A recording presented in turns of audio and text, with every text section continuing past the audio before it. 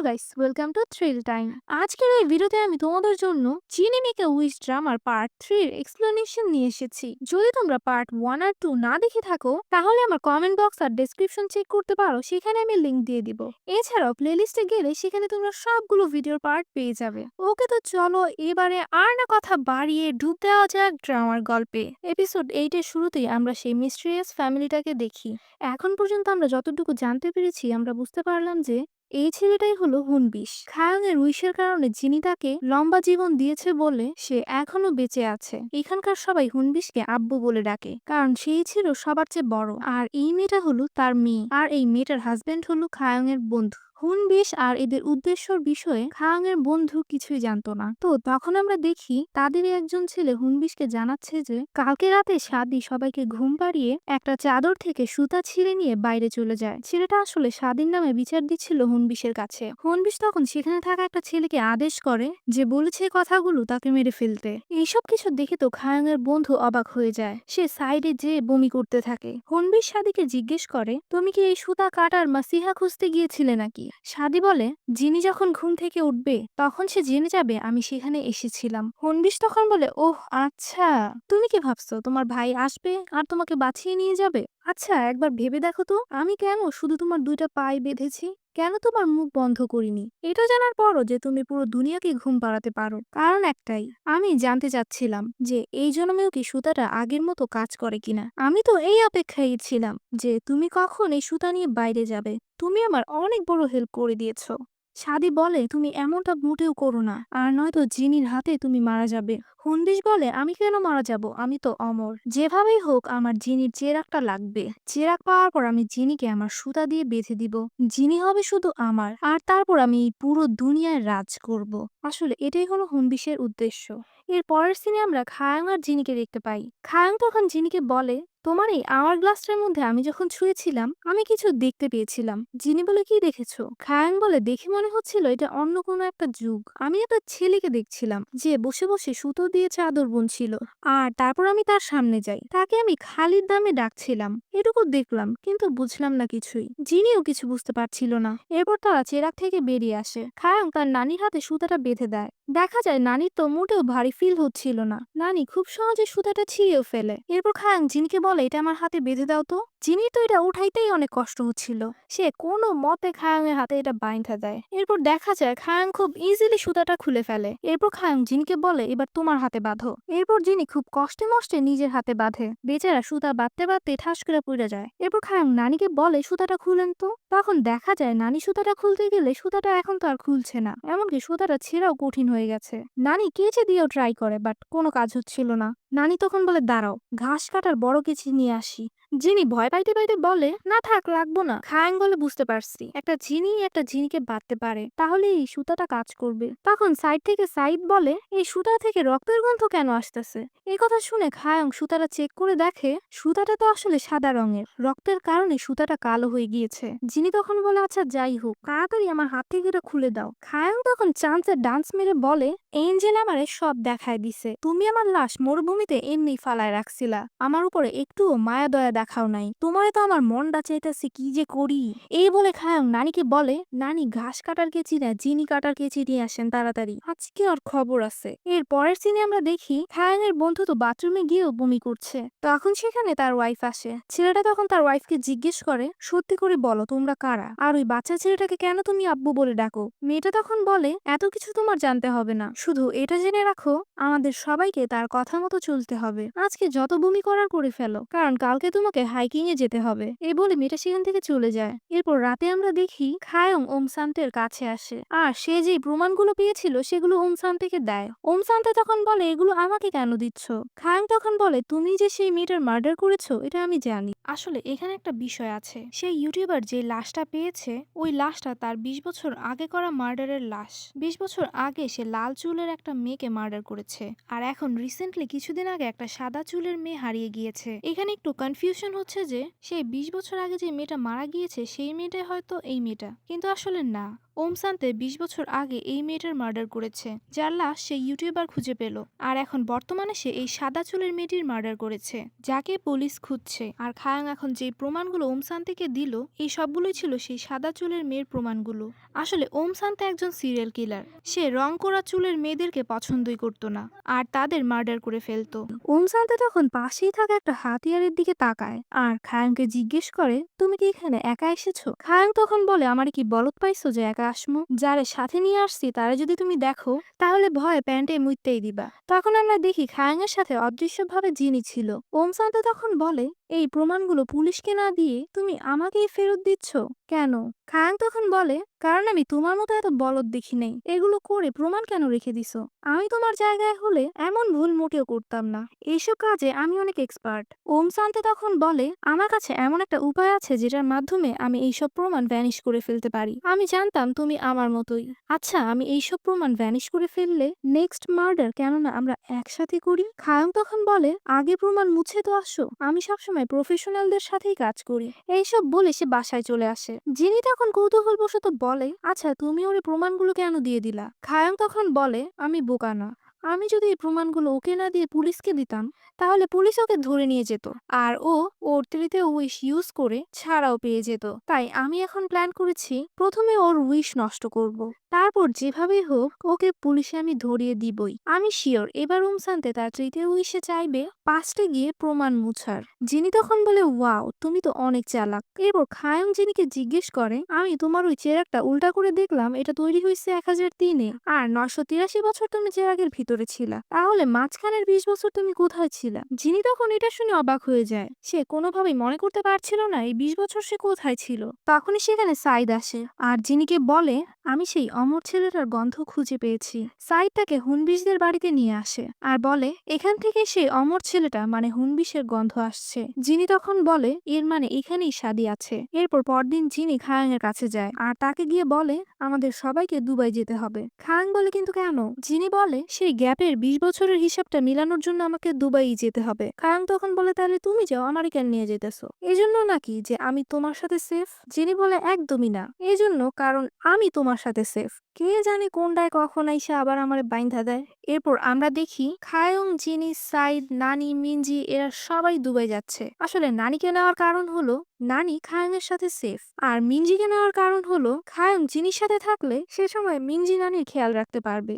এরপর এরা দুবাই পৌঁছে গেলে মিনজি আর নানি তো চরম খুশি। এরা প্ল্যান বানাতে থাকে এখন এরা কোথায় যাবে, কি খাবে। জিনি তখন বলে, তোমাদের যা ইচ্ছে করে করো, আমার আর খায়াংকে একটু দরকারে একটা জায়গায় যেতে হবে। এরপর জিনি খায়াংকে একটা জায়গায় নিয়ে আসে আর একটা অ্যান্টিক পিস দেখিয়ে খায়াংকে বলে, তুমি কি প্লিজ আমার জন্য এটা একটু ঘুষে দিবে? আসলে আমি এটা ঘুষলে কাজ হবে না তো তাই। এরপর খায়াং এটা ঘুষে দেয়। এরপর আমরা দেখি এই অ্যান্টিক পিসটা থেকে একটা সুন্দর মেয়ে জিনি বেরিয়ে এসেছে। খায়াং মেয়েটাকে জিজ্ঞেস করে, তুমি কি কোনো জিনি? মেয়েটা বলে, আমি জিনির এক্স। খায়াং বলে, ওহ আচ্ছা, জিনিয়া। জিনি তখন বলে, তোমার সাথে আমার একটু কথা আছে। জিনিয়া তখন বলে, তোমার সাথে আমার কোনো কথা নাই। তোমার যে আমি 1000 বছর আগে একটা কাপ সেট গিফট করছিলাম ওইটারে কিন্তু তুমি এখনো ফেরত দাও নাই। ভালোই ভালোই ফেরত দিয়া দাও। তখন আমরা একটা পাস্টের সিনে দেখি ওই কাপ সেট এই স্যাসরাটার এতই ভালো লাগছিল যে সে ফেরত দিতেই চায় না। জিনি বলে, আরে ওইটা সেই কত বছর আগের কথা, না জানি কোন মিউজিয়ামে পইরা আছে, ওইটা এখন তোমার আমি কেমনে খুঁজে আইনা দিমু। জিনিয়া বলে, আচ্ছা ঠিক আছে, তাইলে আমি যে তোমার একটা সুন্দর চাদর গিফট করছিলাম ওইটা ফেরত দাও। জিনি বলে, আয় হায়, ওইটা কবে ফাইটটা তেনা হয়ে গেছে কে জানে, এখন আমি এসব কই পামু। সাইড থেকে তখন খায়ং বলে, তোমরা দুইজন হারায় যাওয়া আশিক কথা বলো, আমি সাইডেই ওয়েট করতেছি বাস নিয়া। জিনিয়া তখন খায়াংকে বলে, আরে তুমি ওই পেতনিটাই তো। খায়াং বলে, হ্যাঁ ঠিক ধরেছো, একটা পেতনি আর একটা পেতনিকে চিনতে পারে। জিনিয়া বলে, কি বেয়াদব মাইয়া। এরপর জিনিয়া জিনিকে তার সুন্দর চেরাগে নিয়ে আসে। জিনিয়ার চেরাগ দেখে বোঝা যাইতেছিল এটা যে একটা মেয়ে জিনির চেরাগ। যাই হোক, জিনি জিনিয়াকে শাদির সেই ঘটনাটা বলে যে সে তাকে একটা না ছেঁড়া সুতা দিয়ে বেঁধে দিয়েছিল। এই বিষয়ে কি জিনিয়া তাকে কিছু বলতে পারে? জিনিয়া তখন বলে, আমি যতদূর জানি শাদির একটা মানুষ মেয়ের সাথে বিয়ে হয়েছিল আর তার একটা ছেলেও হয়েছিল। ছেলেটা চাদর বানাতো, তবে সেই ছেলেটা অনেক আগেই মারা গিয়েছে, কারণ যেহেতু সে জিনি আর মানুষের মিক্সড তাই সে অনেক বেশি দুর্বল ছিল আর অনেক তাড়াতাড়ি মারা যায়। এদিকে আবার আমরা দেখি হুনবিশ শাদিকে আটকে রেখেছে আর এবার সে তার মুখও বন্ধ করে রেখেছে। হুনবিশ শাদিকে জিজ্ঞেস করে, আমি জানি খায়াং হলো এখন জিনির বর্তমান মালিক, আমি যদি খায়াংকে মেরে ফেলি তাহলে কি তুমি জিনির চেরাগটা এনে আমাকে দিতে পারবে? সাদি তখন কিছুই বলে না। এদিকে আবার জিনিয়াকে জিজ্ঞেস করে, আচ্ছা তুমি খায়ংকে কিভাবে চিনতে পারলে? ও তো মাত্র 8 বছর বয়সেই মারা গিয়েছিল। জিনিয়া বলে, আরে তুমি কি ভুলে গেছো নাকি? ওরে নিয়ে তুমি কত কাহিনী করছিলা। ওহ, বুঝতে পারছি, সেই 20 বছর তুমি ভুলে গিয়েছো। এ কথাটা শুনে সে জিনিয়াকে এ বিষয়ে জিজ্ঞেস করে যে আমি কি ভুলে গিয়েছি, কিন্তু জিনিয়া তখন তাকে বলে না। সে কোনোভাবে মনে করতে পারছিল না সে কি ভুলে গিয়েছে। এরপর নেক্সট সিনে আমরা দেখি এঞ্জেল জিনের আরেক ভাই জাহারার কাছে এসেছে। জাহারা দুনিয়ার মানুষের আত্মার ফুলগুলোকে সাজিয়ে রাখতো, তবে এখন আর তার বাগান আগের মতো সুন্দর নেই, একদম নষ্ট হয়ে গিয়েছে। এখন তো শুধু একটা অমর জীবের ফুলই বেঁচে আছে। এটা হলো সেই হুনবিশের আত্মা। তো এঞ্জেল তার কাছে এসে বলে জিনি চিরাগ থেকে মুক্তি পেয়েছে, আর সে সেই 20 বছরের কথা কিন্তু ভুলে গিয়েছে। সে তোমার কাছে আসতে পারে, আর যদি এই বিষয়ে কোনো কিছু জিজ্ঞেস করে তাহলে যাতে ভুল করেও তোমার মুখ থেকে কিছু বেরিয়ে না যায়, এই বলে সে তাকে থ্রেট দিয়ে চলে যায়। এরপর সে তার বাড়িতে আসলে হিরেম তার কাছে এসে বলে জিনিয়ার সাথে দেখা করতে যাবে, হয়তোবা দেখা করেও ফেলেছে। কিছুদিন আগে ও আমাকে জিনিয়ার ঠিকানা জিজ্ঞেস করেছিল, আমি তাকে বলে দিয়েছিলাম। কথা শুনে তো এঞ্জেল রেগে যায়। সে বলে, মাত্রই তো আমি জাহারার মুখ বন্ধ করে আসলাম, এখন আবার জিনিয়া? তোমাকে বলেছিলাম আমার হুকুম ছাড়া কোনো কিছু করতে না, এখন তোমাকে এটার জন্য শাস্তি পেতে হবে। এঞ্জেল হিরেমের গলার সাউন্ড কেড়ে নেয়, সে তাকে বোবা বানিয়ে দেয়। আর এমনিতেও হিরেম কিন্তু কানে শুনতে পেত না, সে অন্যদের কথা বুঝতে পারত অন্যদের ঠোঁটের দিকে তাকিয়ে। আর তাকে তার মালিক এঞ্জেল এজন্য এমন বানিয়েছে যাতে সে কখনো হেভেনের রহস্য জানতে না পারে। এদিকে জিনি দুবাই ঘুরতে ঘুরতে একটা ছেলেকে বেলুন নিয়ে যেতে দেখে তার কিছু একটা মনে পড়ে। তার মনে পড়ে একটা বাচ্চা আগুন নিয়ে যাচ্ছে, কিন্তু জিনি প্রপারলি কিছুই মনে করতে পারছিল না। তখনই সেখানে খায়ং চলে আসে। খায়ং জিনিকে জিজ্ঞেস করে, ওই পাথরের মধ্যে রাখা তলোয়ারটা নাকি তোমার? গাইড টুরিস্টদেরকে এটাই বলছে যে এই তলোয়ারটা নাকি জিনির। জিনি তখন সবকিছু স্টপ করে দেয় আর সামনে যেয়ে দেখে, আরে আসলেই তো, এটা তো আমারই। সে বলে এই তলোয়ার দিয়েই সে এঞ্জেলদের সাথে যুদ্ধ করেছিল প্রায় 300 বছর। জিনি তলোয়ারটা উঠিয়ে দেখে, কিন্তু তার মনে পড়ছিল না সে এটা কবে এখানে রেখেছিল। খায়ং তখন বলে, এটারে ঠিক মতো রাইখা দাও, কারণ এখানে টুরিস্টরা আসে এটারে দেখার জন্য। এরপর পরদিন এরা সবাই আবার কোরিয়াতে ফিরে আসে। মিসকাম জিনিকে আবার ডাক দেয়। মিসকামের জীবনটা মোটেও ভালো যাচ্ছিল না। তার এখন টাকা পয়সা আছে ঠিকই, কিন্তু জীবনে যেন সুখ নেই। সে জিনিকে বলে, আমি আমার তৃতীয় উইশে চাই যে তুমি ভুলে যাও আমি 2টা উইশ চেয়ে ফেলেছি। এখন তোমাদের প্রশ্ন থাকতে পারে যে সে এমন উইশ কেন চাইছে। আসলে এই উইশ চাওয়ার পিছনে কারণ হলো, জিনি যদি ভুলে যায় মিসকাম 2টা উইশ চেয়ে ফেলেছে, তাহলে মিসকামের কাছে আবারও 3টা উইশ চলে আসবে। জিনি তখন বলে, তোমার এই উইশটাও পূরণ করা হলো। এটা শুনে তো মিসকাম অনেক খুশি হয়ে যায়। তখন জিনি বলে, মানুষ অনেক বোকা, একবার ভেবে দেখো তো, আমি যে এই লোকটার কাহিনী তোমাকে শুনিয়েছিলাম, আমি যদি তার এই ভুলে যাওয়ার উইশটা পূরণ করতাম তাহলে আমি তোমাকে কিভাবে তার কাহিনীটা শোনালাম। এটা শোনার পর মিসকাম বুঝতে পারে সে অতিরিক্ত লোভে তার তৃতীয় উইশটাও নষ্ট করে ফেলেছে। এবার তার দুঃখের শেষ নেই। এরপর জিনি এসে এইসব খায়ংকে বলে। খায়ং তার ডায়েরিতে লিখে লিখে দেখছিল যে আসলে কি এটা সত্যি কিনা। এরপর খায়ং জিনিকে জিজ্ঞেস করে, আচ্ছা তুমি তো অনেক বছর ধরেই মানুষের উইশ পূরণ করছো, সবার 3টা উইশ চাওয়া শেষ হয়ে গেলে কেউ কি আরো একটা উইশ এক্সট্রা চায় না, মানে আরেকটা প্লিজ আরেকটা, এরকম করে না? এই প্রশ্নটা শোনার পর জিনি একদম চুপ হয়ে যায়। প্রশ্নটা শুনতেই যেন তার খারাপ লাগা শুরু হয়ে গেল। খায়ং বলে, বুঝতে পেরেছি। সবাই 3টা উইশ চাওয়ার পর ভুলে যায় যে তারা একটা জিনিস সাথে দেখা করেছে। তারা কি পেয়েছে কি হারিয়েছে তারা সবই ভুলে যায়। আমিও কি ভুলে যাব? কিন্তু তোমার আমার কথা ঠিকই মনে থাকবে। এটা তো ঠিক না? এই মোমেন্টটা সত্যি অনেক ইমোশনাল ছিল। এদিকে সাইদ দুবাই থেকে এসে যখন জানতে পারে এঞ্জেল তার হিরেমের গলার আওয়াজ কেড়ে নিয়েছে, তার তো রাগের শেষ নেই। সে রাগে এঞ্জেলের ঠ্যাং কামড় মাইরা ধরে। বেচারা এঞ্জেল মাইরা পিটাইয়াও সাইদরে সরাইতে পারে না। তখনই সেখানে জিনি এসে বলে, সাহস কেমনে হয় আমার সাইদের গায়ে হাত দেওয়ার। এরপর এই টপিক নিয়ে তাদের মধ্যে মাইট শুরু হয়ে যায়। জিনি এঞ্জেলকে উড়ায় আসমানে পাঠায় দেয়, আর সে নিজেও সেখানে গিয়ে সেই ধোলাই দেয়, আবার সেই লেভেলের ধোলাই খায়ও। ফাইট করে দুইটারই অবস্থা একদম খারাপ। এরপর এরা আবার পৃথিবীতে আসলে জিনি এঞ্জেলকে একের পর এক প্রশ্ন করতে থাকে যে সে যে 20 বছরের কথা ভুলে গিয়েছে সেখানে কি হয়েছিল। কিন্তু এঞ্জেল তো তাকে এ বিষয়ে কিছুই বলে না, শুধু কথায় কথায় এটুকু বলে দেয় যে সাদি ওই অমর ছেলেটার গুলাম নয়, বরং ওই অমর ছেলেটা সাদির ছেলে।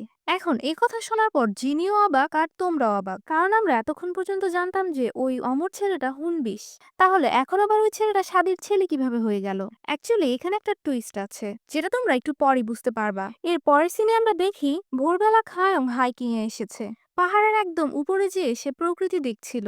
তখনই আমরা দেখি পিছনে তার সেই কলেজ লাইফের বন্ধুরা চলে এসেছে। ছেলেটা তাকে এসে জিজ্ঞেস করে খায়ং কয়টা উইশ বেঁচে আছে। খায়ং তখন তার উত্তরে কিছুই বলে না। ছেলেটা বলে প্লিজ বলে দাও, তারা আমাকে এটা শোনার জন্যই পাঠিয়েছে আর তারা অনেক ডেঞ্জারাস।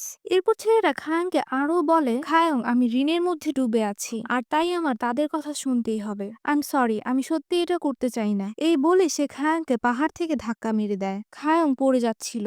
প্রথমবারের মতো আমরা তার চোখে মুখে ভয় দেখতে পাই, কিন্তু সৌভাগ্যবশত সেখানে জিনি চলে আসে আর তাকে বাঁচিয়ে ফেলে। খায়ং তখন জিনিকে বলে আমি আজকে প্রথমবারের মতো ভয়ের ফিলিং বুঝতে পারলাম। জিনি বলে নিচে পড়ে যাচ্ছিল যখন উইশ চেয়ে নিতে, নিজের জান বাঁচিয়ে নিতে। খায়ং তখন বলে আমি যদি শেষ উইশ চেয়ে ফেলতাম তাহলে তো তোমাকে ভুলে যেতাম। এটা শুনে জিনি খায়ংকে জড়িয়ে ধরে আর বলে সত্যি তুমি একটা সাইকোপ্যাথ। এখানেই এপিসোড 8 শেষ হয়ে যায়। এরপর এপিসোড 9 এর শুরুতে আমরা দেখি জিনি এবার খায়ং এর বন্ধুর কাছে এসে তার গলা চেপে ধরে। ছেলেটা বলে আমাকে ছেড়ে দাও, কিন্তু জিনি তাকে রাগে পাহাড়ের সাথে বাড়ি মেরে মেরে ফেলে। এইসব কিছু আবার দূর থেকে সেই অমর ছেলেটা দেখছিল। সে তার মেয়েকে বলে খায়ংকে তো এভাবে মারতে পারলাম না, কিন্তু এসবের মধ্যে তোমার হাজবেন্ড যে মারা গেল। মেয়েটা তখন বলে ভালোই হয়েছে, জান বাঁচলো আমার। তাদের এসব কথাবার্তার মধ্যেই তখনই সেখানে এঞ্জেল চলে আসে। সে এসে এক থাপ্পড় মেরে সেই অমর ছেলেটার আত্মা বের করে ফেলে। এঞ্জেল বলে 1000 বছর বেঁচে থাকার পরও মানুষ বোকাই থেকে যাবে। শুকরিয়া করো খায়ং জান বাঁচানোর জন্য তার শেষ উইশ চায়নি। অমর ছেলেটা বলে যদি খায়ং তার শেষ উইশ চেয়ে ফেলতো তাহলে তো ভালোই হতো, তাহলে আমি জিনির চেরাগের মালিক হয়ে যেতাম। এঞ্জেল তখন বলে খায়ং তার 2টা উইশই নেক চেয়েছে আর একটা যদি সে নেক চেয়ে ফেলে তাহলে জিনি শেষ হয়ে যাবে আর তারপর কেউই তার চেরাগের মালিক হতে পারবে না। অমর ছেলেটা বলে খায়ংকে মেরে ফেললেই তো আমি চেরাগের মালিক হয়ে যাব। এঞ্জেল তখন তাকে থ্রেট দিয়ে বলে এটা আমি তোকে লাস্ট ওয়ার্নিং দিলাম, ভালো হয়ে যা, আর নয়তো কপালে দুঃখ আছে অনেক। এই বলে এঞ্জেল তাকে ছেড়ে দিয়ে চলে যায়। এর পরের সিনে আমরা দেখি জিনি সাইদকে বলছে আমাকে একটা জায়গায় যেতে হবে, আমি আসার আগ পর্যন্ত তুই খায়ং এর খেয়াল রাখিস।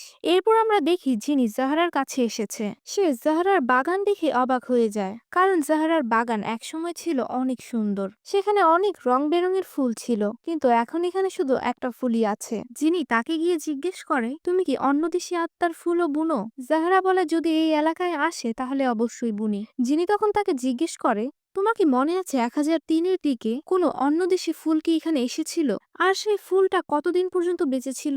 জাহরা তখন বলে আচ্ছা, তাহলে তুমি তোমার ভুলে যাওয়া স্মৃতি মনে করতে এসেছো। এরপর সে জিনিকে বলে সে সময় সাদির একটা ছেলে ছিল যার নাম খালিদ। খালিদের মা ছিল মানুষ আর তাই খালিদ আধা মানুষ আর আধা জিন ছিল। এজন্য সে অনেক দুর্বল ছিল, সবসময় অসুস্থ থাকতো। সে না ছেঁড়া সুতা দিয়ে চাদর বুনতো। খালিদের অনেক বেশি আফসোস ছিল যে সে একটা দুর্বল মানুষ। সে তার বাবাকে বলতো বাবা তুমি তো একটা জিনি, তুমি তো অনেক বছর বাঁচবে, কিন্তু তোমার ছেলে যে কিনা কিছুদিন পরই মারা যাবে তার জন্য তুমি কোনো কিছুই করতে পারবে না। এইসব কারণে খালিদ তার বাবার উপরে অনেক অসন্তুষ্ট ছিল আর তার বাবা সাদির ওই বিষয়টার জন্য অনেক বেশি খারাপ লাগতো। এরপর একদিন সাদির হুনবিশের সাথে দেখা হয়, সেই ছেলেটাই যাকে খায়ং তার উইশের মাধ্যমে অমর বানিয়েছিল। সাদি তাকে দেখার পর বলে তোমাকে দেখে মনে হচ্ছে তুমি অমর। হুনবিশ বলে এতে আমার কোনো দোষ নেই। এই হুনবিশকে দেখে সাদির মাথায় একটা বুদ্ধি আসে। সে জাহরার কাছে গিয়ে সেই ফুলগুলোর মাধ্যমে হুনবিশ আর তার ছেলে খালিদের আত্মা পরিবর্তন করে দেয়, যার ফলে খালিদ হুনবিশের সেই দেহটা পেয়ে যায়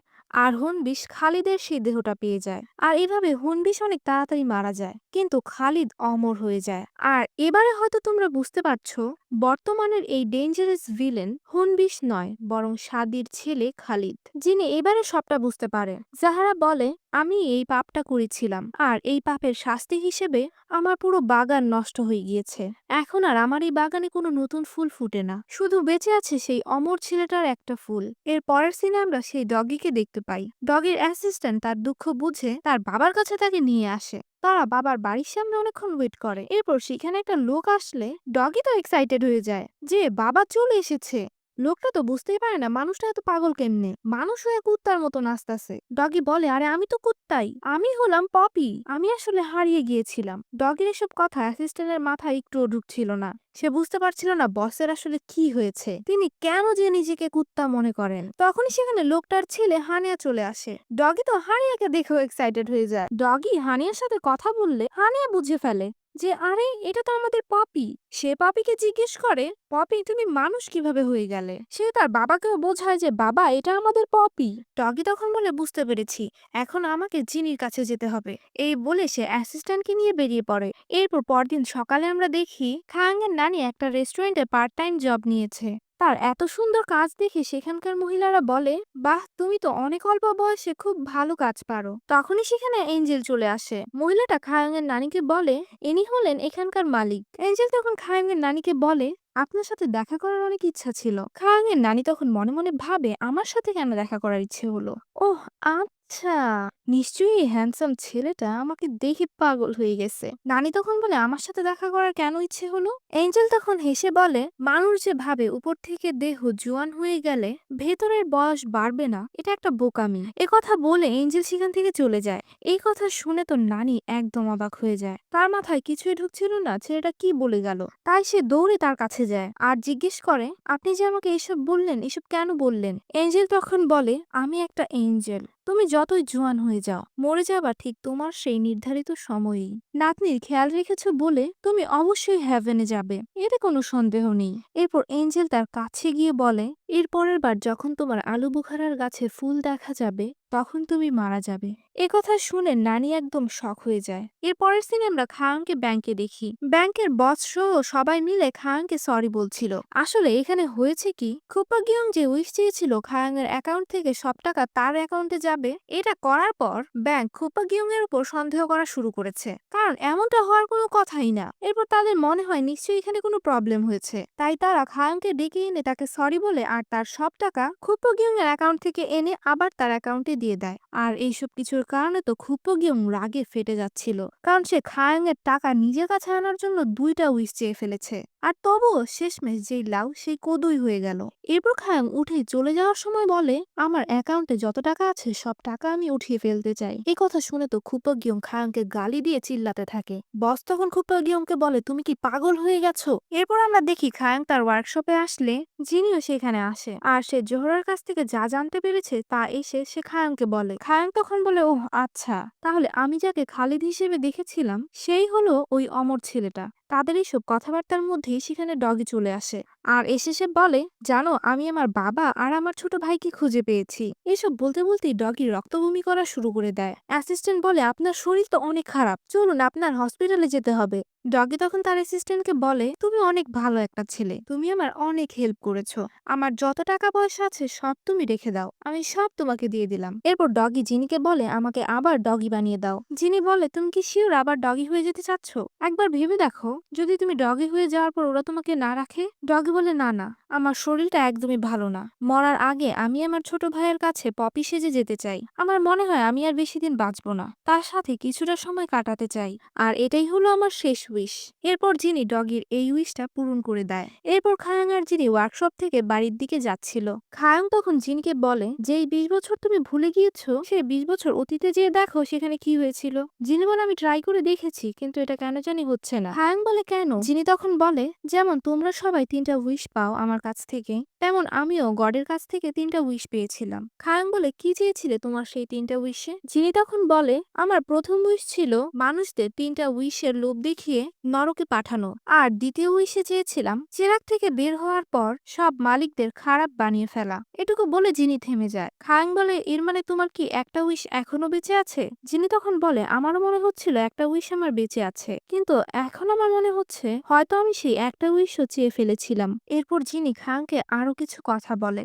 সে বলে সে জোহরাকে জিজ্ঞেস করেছে জোহরার বাগানে 1003-এর দিকে কোনো অন্য দেশি ফুল কি এসেছিল। জোহরা তখন তাকে বলেছে হ্যাঁ এসেছিল, পূর্ব থেকে একটা সুন্দর ফুল এসেছিল। 8 বছরের মাথায় দেখে মনে হয়েছিল ফুলটি মারা যাবে, কিন্তু এরপর হঠাৎই ফুলটি আরো 20 বছর বেঁচে থাকে।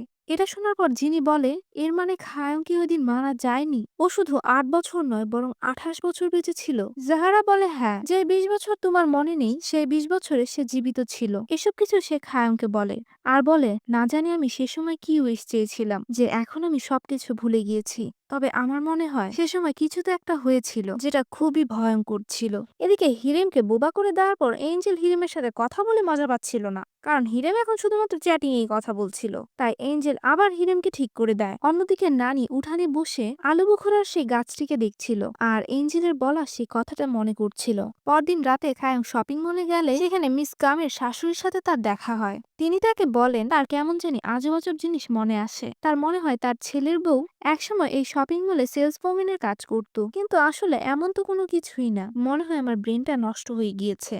এরপর খায়ং জিনের কাছে গিয়ে বলে, তুমি যে সবার উইশ পূরণ করে দেওয়ার পর সবার স্মৃতি মিশিয়ে দাও, তবুও কিছু কিছু মানুষ একটু একটু কল্পনা করতে পারে আর তারা এইসবকে ব্রেনের সমস্যা ভাবে। জিনি বলে, তারা যে একটা জিনিকে দেখেছে এসব স্মৃতি আমাকে মিশিয়ে দিতে হয়, আর নয়তো তারা জীবনে আরো বেশি কষ্ট পেত। এ কথা শুনে খায়ং বলে, তুমি আমার স্মৃতি মুছে দিও না, আমি এই কষ্ট সহ্য করে নিব। জিনি এটা শুনে চুপ হয়ে যায়। এরপর খায়ং জিনিকে বলে, আচ্ছা তুমি তোমার চেরাগের ভিতরে দেয়ালে এখানে ওখানে যে আরবিতে লিখে রেখেছো, এসব কি লিখে রেখেছো? আমার নামে বদনাম লিখছো নাকি? জিনি বলে, লিখে রাখছি, কই না তো। এরপর খাং জিনিকে চেরাগে নিয়ে আসে আর বলে, তুমি কি কানা নাকি, এসব কি? জিনি বলে, কই। খাং বলে, আরে সত্যি তুমি দেখতে পারতেছো না? আরবি ভাষায় তুমি কত কিছু লিখে রাখছো এখানে। এই বলে সে একটা কলম নিয়ে সেই লেখাগুলোর উপরে আবার লেখে। তারপর জিনিকে বলে, এবার পড়ে বলো এখানে কি লিখছো। জিনি পড়ে বলে, কোরিয়া থেকে আসা ছোট্ট মেয়ে, তুমি একটা গোলাম আর তুমি এটারই যোগ্য। খাং বলে, দেখছো আমার বদনামি লিখে রাখছো তুমি, তোমারে আমি মাইটালামো। এরপর সে আরেকটা লেখা দেখিয়ে বলে, বলো এখানে কি লেখা আছে। যিনি পড়ে বলে, তুমি খেজুর কেন বিক্রি করছো? দেখবে তোমার কাছ থেকে কেউ খেজুর কিনবে না। খাং বলে, নিশ্চয়ই আমিই খেজুর বিক্রি করতাম, আজকে তোমার খবর আছে। এরপর খাং দেয়ালের সব লেখাগুলো লিখতে থাকে। খাং বলে, এখানে তো অনেক কিছু লেখা, এগুলো কি সে সময়ের, যে সময়ের কথা আমরা ভুলে গিয়েছি? যিনি বলে, হতে পারে। এরপর পরদিন জিনি আর খায়ং এঞ্জেল, হিরেম আর সাইদকে ডাক দেয় আর তাদেরকে জিজ্ঞেস করে, আমরা আমাদের পাস্টের কিছু কথা ভুলে গিয়েছি, তো সেটা জানতে আমাদেরকে হেল্প করবে। সাইদ বলে, আমার স্মৃতিশক্তি অনেক দুর্বল। হিরেম বলে, আমাকে আমার আঁকা অনুমতি দেয়নি। এঞ্জেল বলে, আমি তোমার হেল্প করব না। এরপর জিনি আবার জিজ্ঞেস করে, তোমরা কি জানো এঞ্জেল কি লুকাচ্ছে আমার কাছ থেকে? সাইদ আবার বলে, আমার স্মৃতিশক্তি দুর্বল। এঞ্জেল আবার বলে, আমি তোমার হেল্প করব না। জিনি তখন হিরেমের দিকে আঙ্গুল দিয়ে বলে, তুমি বলতে পারবা আমারে সবকিছু। হিরেম তো তখন কোনো কিছু না বলার জন্য তার মালিকের ভয়ে একটা কাটার দিয়ে তার জিহ্বায় কেটে ফেলে। আর এটা দেখে তো কষ্টে সাইদ চিল্লাতে থাকে আর জিনিকে বলে, আমার আকা, আপনি তো এখন অনেক বেশি জুলুম করছেন, নিজের মহব্বতের জন্য আমার মহব্বতকে কষ্ট দিচ্ছেন। এরপর খাং একটা প্রশ্ন করে, সে বলে, জিনি আর জিনিয়া কি কখনো কিস করছিল? এঞ্জেল তখন বলে, আমার কাছে এটার উত্তর আছে। জিনি তখন তার কাছে এসে বলে, আমাদের এটার উত্তর লাগবে না, সে 20 বছরের কাহিনী বলো। এঞ্জেল তখন বলে, আমার একটা জরুরি কাজ আছে। এই বলে সে চলে যায়। এরপর হিরেমও চলে যায় আর সাইদও কাঁদতে কাঁদতে চলে যায়। তখনই আমরা দেখি জিনি আলোকিত হয়ে গেছে। আসলে ওমসান্তে এখন তাকে ডাকছে, তাই তাকে এখন যেতে হবে। এরপর খাং তাকে একটা প্ল্যান শিখিয়ে দেয় আর তাকে সাথে করে একটা ডায়েরি দিয়ে দেয়। এরপর আমরা দেখি ওমসান্তে তাকে বলছে সে অতীতে যেতে চায় মার্ডারের সব প্রমাণ লুকিয়ে ফেলার জন্য। তখন জিনিও তার সাথে যায়। এখানে এসে সে সময়ের খায়ং এর কাছে যায়। এটা হলো সেই সময়টা যখন ওই যে খায়ং জিনিকে নিয়ে এখানে এসেছিল আর নানি যে জিনিকে খায়ং এর ছবিগুলো দেখাচ্ছিল আর জিনিকে জিজ্ঞেস করছিল সে কোন কলেজে পড়েছে। এটা ওই সময়টাই। সে এ সময়ে এসে ভবিষ্যতের খায়ং এর সেই ডায়েরিটা তাকে এসে দিয়ে দেয় আর খায়ংকে বলে যে সে ভবিষ্যৎ থেকে এসেছে আর এই ডায়েরিটা তুমিই পাঠিয়েছো। এরপর খায়ং ডায়েরি পড়ে বুঝতে পারে যে এটা তো তারই হাতের লেখা, এর মানে এটা সত্য। এরপর জিনি খায়ংকে নিয়ে সেই জায়গায় যায় যখন ওমসান্তে মার্ডারটা করছিল। ওমসান্তে মেয়েটাকে পাওয়ার পর তার গাড়ির মধ্যে মেয়েটাকে ধাক্কা মারে। তখনই সেখানে জিনি এসে মেয়েটাকে বাঁচিয়ে নেয় আর খায়ং ওমসান্তেকে ধুমসে পিটায়। জিনিও বুদ্ধি করে পুলিশকে কল করে দেয় আর তারপর পুলিশ এসে ওমসান্তেকে ধরে নিয়ে যায়। এরপর তারা পুলিশ স্টেশন থেকে বের হলে খায়ং বলে, বিশ্বাসই হচ্ছে না আমি এই কিলারের মতো। জিনি তখন বলে, না একদমই না, তুমি সাইকো ঠিক আছে, কিন্তু তুমি ওর মতো এত জানোয়ার না। খাং তখন বলে, তুমি আমার সাইড নিচ্ছ, তার মানে কি ভবিষ্যতে আমাদের মিল হয়ে গেছে? জিনি তখন বলে, অতীত হোক বা ভবিষ্যৎ, তুমি সাথে থাকলেই যে কোনো কিছুই রং বেরঙের হয়ে যায়, তুমি একটা রং বেরঙের তারা। খাং তখন চোখগুলোকে এরকম করে বলে, কি তারা?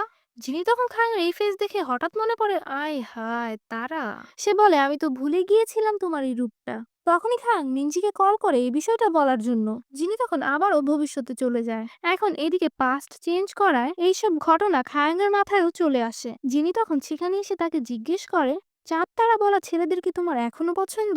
খায়ং তখন একটু শরম পেয়ে টপিক চেঞ্জ করতে থাকে। তখনই চিনি তাকে কিস করে দেয়। এরপর সে খায়ংকে বলে, তুমি কি জানো আমার চেরাগের ভিতরে লেখা সবগুলো শব্দের মধ্যে সবচেয়ে বেশি কোন শব্দটা আছে? খায়ং বলে, কোন শব্দ? জিনি বলে, হাবিবি। খায়ং তখন জিজ্ঞেস করে, এটার মানে কি? জিনি বলে, আমার ভালোবাসা। এই বলে সে খায়ংকে আবার কিস করে।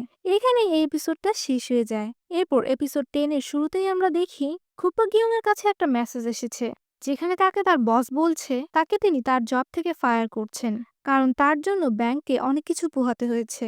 এটা জানার পর খুপা গিয়ং চিল্লাতে থাকে। এর পরের সিনে আমরা সেই ইউটিউবার ছেলেটাকে দেখতে পাই। সে তার ওয়াইফকে বিশ্বাস করানোর চেষ্টা করছিল যে ওই দিনের এই ঘটনাটা একটা জিনির কারণে হয়েছে, কিন্তু তার ওয়াইফ প্রথমে বিশ্বাস না করলেও পরে বিশ্বাস করে। ছেলেটা তার ওয়াইফকে বলে, আমার কাছে আর মাত্র 2টাই উইশ আছে। খুব ভাবনা চিন্তা করে আমাদেরকে জিনের কাছ থেকে কিছু একটা চাইতে হবে। তখন তার ওয়াইফ তাকে বলে, তুমি কি প্লিজ একটা উইশ আমার জন্য চাইবে? ছেলেটা তখন বলে, পাগল নাকি, আমি আমার একটা উইশ তোমাকে কেন দিব? তখন তার ওয়াইফ বলে, আমি তোমার ওয়াইফ, আমারও হক আছে। আমি চাই তুমি আমার বাবার ক্যান্সার ঠিক করার জন্য উইশ চাও। ছেলেটা তখন বলে, পাগল হয়ে গেছো নাকি? এখন ক্যান্সার ঠিক করার অনেক ওষুধ চলে এসেছে। মেয়েটা তখন বলে, তুমি তো জানোই আমার বাবা লাস্ট স্টেজে আছে, যেটার কোনো চিকিৎসা নেই। কিন্তু ছেলেটা তখন বলে, পাগলের মতো কথা বলো না, আমি আমার একটা উইশ এভাবে নষ্ট করতে চাই না। এ কথায় তার ওয়াইফের রাগ উঠে যায়। এদিকে আমরা এঞ্জেল আর হিরেমকে দেখতে পাই। এঞ্জেল হিরেমকে বলে, মনোযোগ দিয়ে শুনো, সেই অমর ছেলেটা সাদিকে পুরো পৃথিবীকে ঘুম পাড়িয়ে দিতে বলতে পারে। যদি এমনটা হয় তাহলে তোমার একটা কাজ করতে হবে, সেই কাজে যাতে কোনো ভুল না হয়। এর পরের সিনে আমরা নানিকে দেখি। তিনি জিনিকে বলছিলেন যে তিনি মারা যাওয়ার পর যাতে জিনি তার খায়ং এর খেয়াল রাখে, সবসময় যাতে তারা একসাথেই থাকে। এরপর জিনি আর খায়ং চিরাগের ভেতরে গেলে তারা বাকি পড়াগুলো পড়তে থাকে। খায়ং তখন বলে, এখানে যে এত এত হাবিবি লেখা, এটা তো জিনিয়াও হতে পারে। জিনি তখন মজা করে বলে, এই সন্দেহটা তোমার কিস করার আগে করা উচিত ছিল। খায়ং বলে, যদি এটা জিনিয়া হয়ে থাকে তাইলে আমি তোমার কাইটটা কুচি কুচি করে লামো।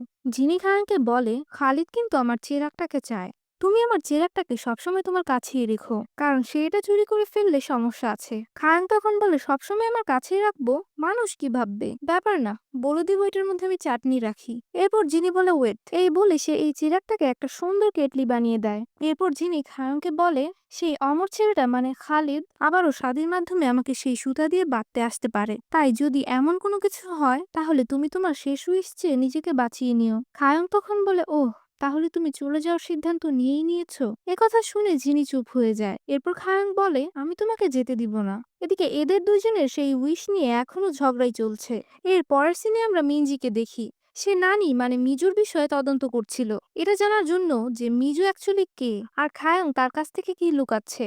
এরপর সে অনেক তদন্ত করে জানতে পারে খায়ং এর নানির পরিচিত মহিলারা মিজুর চেহারা দেখে বলছে, আরে এটা তো আমাদের খায়ং এর নানি, আর এটা নিশ্চয়ই তার জুয়ান বয়সের ছবি। মিজুর কথা বলার স্টাইল নিয়ে মিনজির আগে থেকে একটু সন্দেহ ছিল যে কেমন জানি সে নানির মতো করে কথা বলে, আর এখন এদের কাছ থেকে এটা শোনার পর সে পুরোপুরি বুঝে ফেলে যে মিজুই হলো নানি। এদিকে নানি মারা যাবেন বলে খায়ং এর জন্য অনেক অনেক খাবার তৈরি করে রাখেন, যেগুলো পুরো বছর সংরক্ষণ করে রাখা যায়। তিনি লিখেও দেন কিভাবে এগুলোকে সংরক্ষণ করতে হবে। খায়ংকে রেখে এখন তার চলে যেতে হবে এটা ভাবলেই তার কান্না চলে আসে। এরপর তিনি মনে মনেই ভাবেন, মানুষকে জন্ম নিলে মারা যেতে হয়, আমি আমার জীবনে অনেক বছর বেঁচেছি, আর এই আলু বোখরার গাছে ফুল আসবে হয়তো নেক্সট বসন্তে, এর মানে এখনো 1 বছরের মতো সময় আছে, এটুকুই অনেক। এই ভেবে তিনি একটু শান্ত হন। এরপর আমরা দেখি তিনি খায়ংকে নিয়ে ফটোশুট করতে এসেছেন। খায়ং বলে, এখানে কেন আসলেন? নানি তখন বলে, কারণ আমি তোমার স্মৃতিতে নিজেকে কিউট দেখাতে চাই। এরপর আমরা দেখি তারা অনেক কিউট কিউট ছবি তুলে, আর এইসব ছবি দেখতে দেখতেই তিনি আবারও কান্না করে দেন। এরপর রাতে আমরা দেখি খায়ং এর নানি আর খায়ং মিলে তার নানার মৃত্যুবার্ষিকী পালন করছিল। কোরিয়ায় এমন মৃত্যুবার্ষিকী পালন করার জন্য কিছু স্পেশাল খাবার রাখতে হয়, আর এগুলো নানি সুপারমার্কেট থেকে কিনে এনেছেন। এরপর খায়ং তার নানিকে বলে, একটা কাজের জন্য আমাকে আর জিনিকে কালকে দুবাই যেতে হবে, আমি আঙ্কেল চাংশিকে বলেছি যাতে তিনি আপনার খেয়াল রাখেন, আর তাই মোটেও চিন্তা করবেন না। নানি তখন বলে, ঠিক আছে, সমস্যা নেই। এরপর পরদিন সকালে আমরা দেখি সাইদ আর হিরেম ডেটে এসেছে। হিরেম তখন সাইদকে বলে, আমরা দুজনেই একে অপরের আকার গুলাম, তাই আমাদের একে অপরের আকার কথা শুনতেই হবে। যদি কখনো এমন কোনো সময় চলে আসে যখন আমাকে তোমাদের দুজনের মধ্যে একজনকে চুজ করতে হবে, বা তোমাকে আমার অথবা তোমার আকার মধ্যে যে কোনো একজনকে চুজ করতে হবে, তখন আমরা দুজনেই আমাদের নিজেদের আকার কথা শুনবো, ঠিক আছে? সাইদ তখন বলে, আমি এত সুন্দর করে রেডি রেডি হয়ে আসলাম ডেটে আসছি বলে, আর তুমি এসব ফালতু কথা বলে আমার মনটাই নষ্ট করে দিচ্ছ।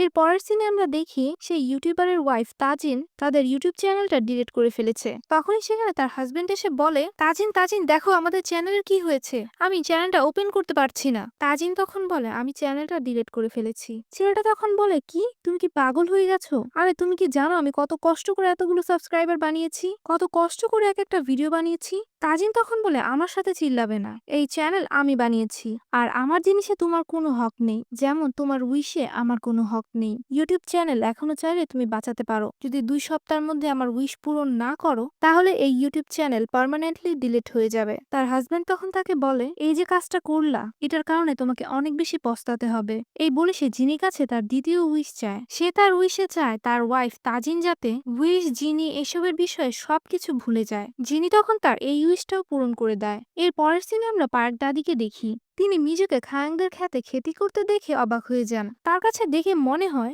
মিজু তো একদম তার বান্ধবীর মতো করেই খেতি করছে। তিনি হাঁটতে হাঁটতে এসব কিছুই ভাবছিলেন।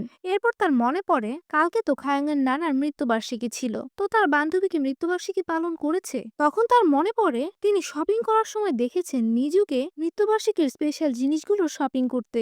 এটা মনে পড়ার পর তিনি তো আরো বেশি অবাক হয়ে যান, মিজু কেন খায়াংয়ের নানার মৃত্যুবার্ষিকী পালন করবে। এর পরের সিনে আমরা জিনি আর খায়াংকে দেখতে পাই। তারা দুবাইয়ের রেস্টুরেন্টে বসে বসে খাওয়া দাওয়া করছিল। খায়াং তখন বলে, আমি বুঝতে পেরেছি তোমার ওই হাবিবি জিনিয়া নয় বরং আমিই ছিলাম, আর এখন পর্যন্ত যা বুঝলাম ওই হারিয়ে যাওয়া 20 বছরে নিশ্চয়ই আমরা একে অপরের একটু বেশি ক্লোজ ছিলাম। এ কথা সে বলতে না বলতে শুধু তাদের এখানে বৃষ্টি পড়তে শুরু করে। আসলে এটা দুষ্টামি করে জিনিয়া করছিল। খায়াং তখন জিনিয়াকে জেলাস ফিল করানোর জন্য বলে, বৃষ্টি পড়ছে চলো কিস করি। জিনি তখন বলে, আয় হায় সবার সামনে ইজ্জত খাইবানি।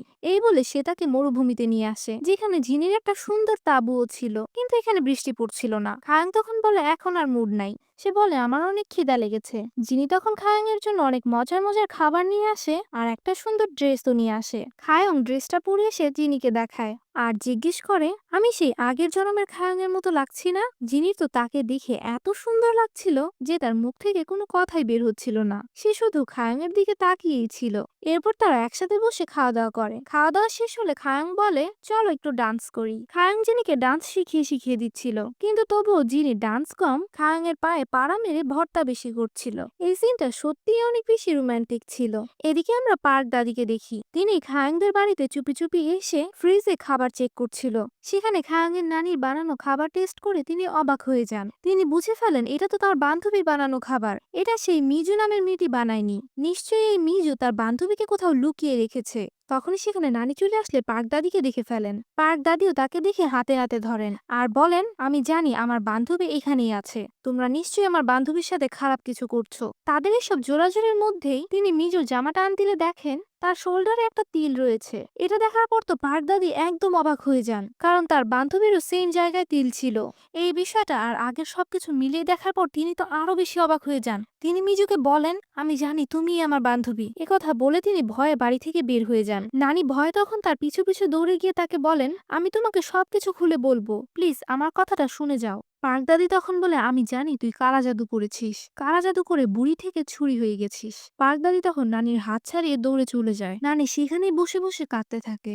এখন এইসব কিছু আবার খালিদের পাঠানো গোয়েন্দারা দেখতে পারে। তারা এইসব কিছু এসে খালিদকে বললে খালিদের মাথায় তখন একটা আইডিয়া আসে। সে ভাবে, কেননা সবার আগে খায়াং এর নানিকেই মেরে ফেলা যাক। এরপর নেক্সট সিন ছিল দুবাইয়ের।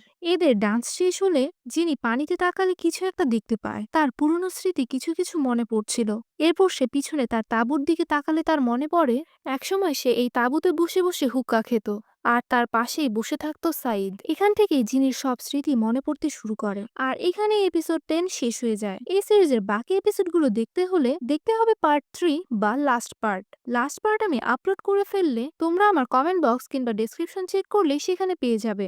আমি সেখানে লিংক দিয়ে দিব। এছাড়াও তোমরা আমার প্লেলিস্টে গেলে সেখানে সবগুলো ভিডিওর পার্ট পেয়ে যাবে।